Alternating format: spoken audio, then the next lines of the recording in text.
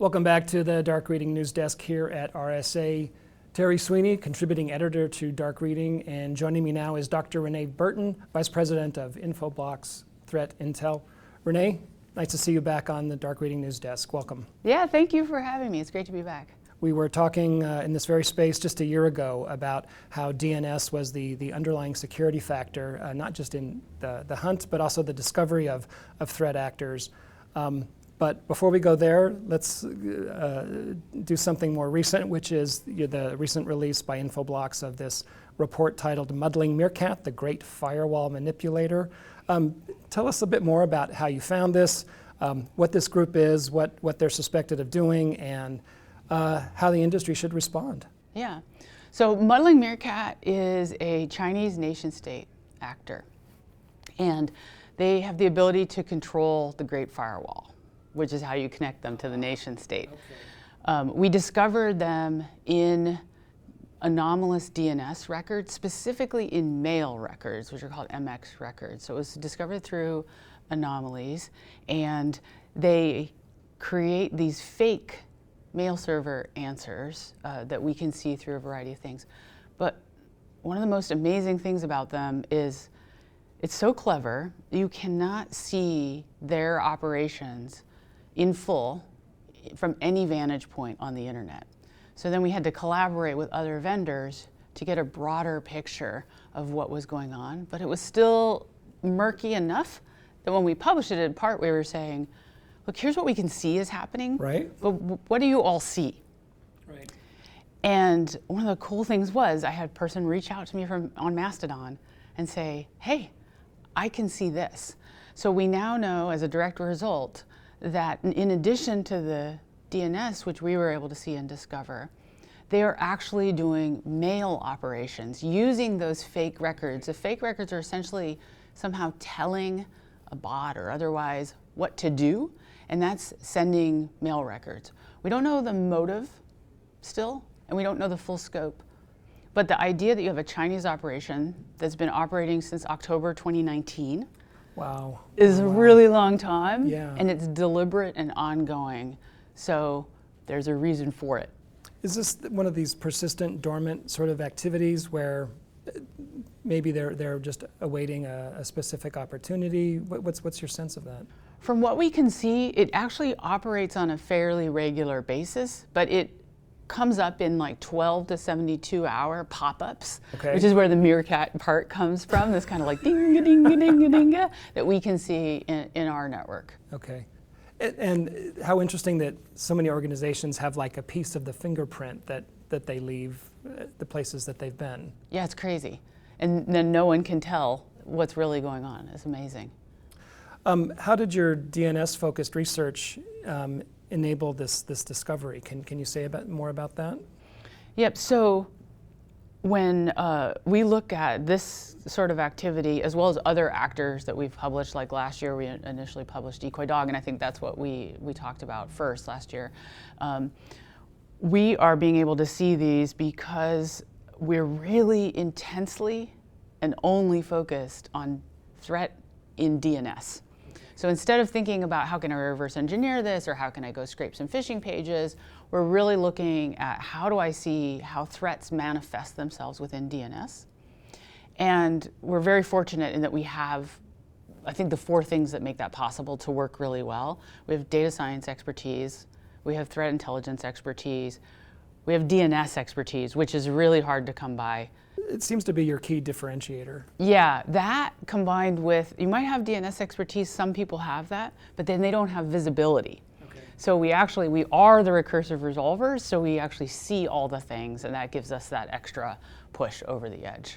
And partners, third parties, other ecosystem providers that you have apparently some relationships with, there's a lot of cross-pollination, it sounds like, as well. Yeah, when we go to do a publication or talk to people, you're all brothers in arms in the sense that you're all working for this more secure world.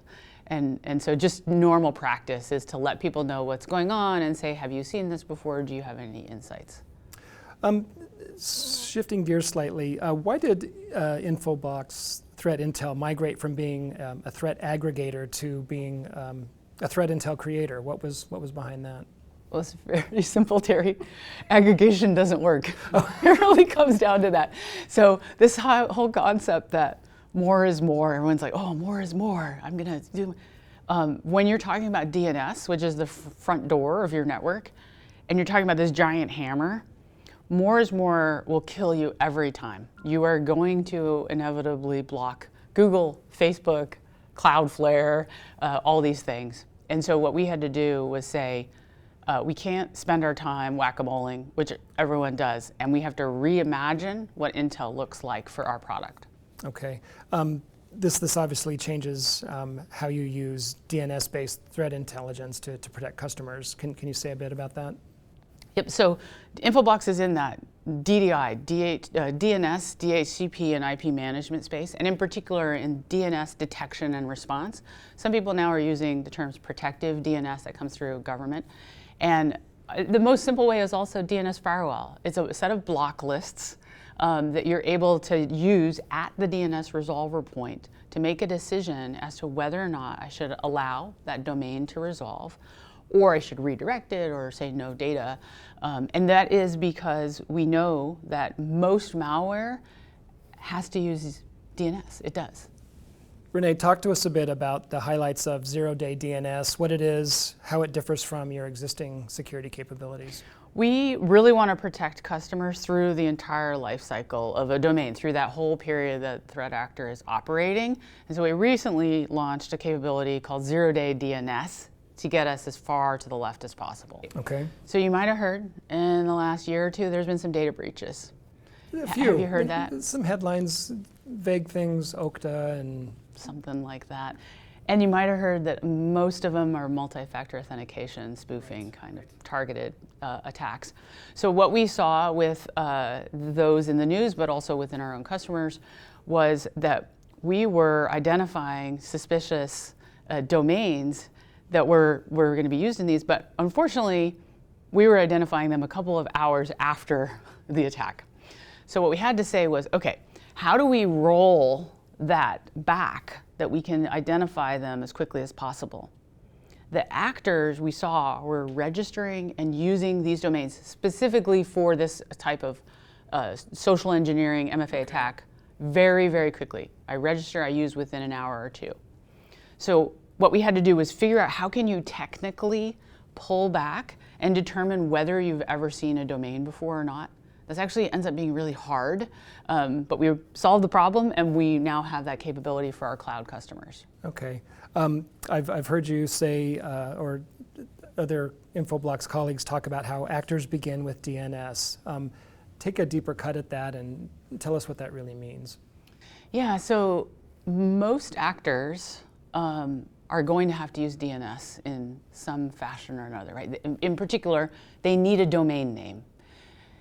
So they register in DNS, and then they have human behaviors. They might register one domain, they might register 1,000 or 10,000 domains, but they exhibit human behaviors in how they start.